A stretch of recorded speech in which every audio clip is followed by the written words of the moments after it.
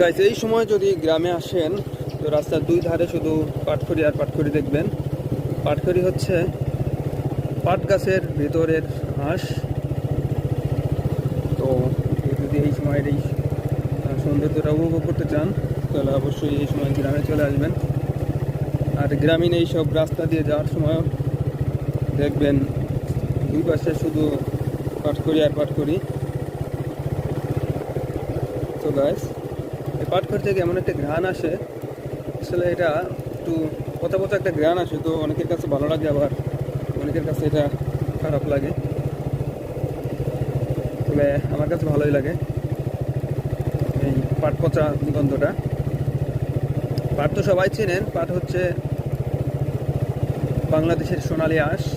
পাটকে সোনালী আঁশ বলা হয় কারণ এই পাট থেকেই প্রতি বছর বাংলাদেশ বিপুল পরিমাণ বৈদেশিক মুদ্রা অর্জন করে।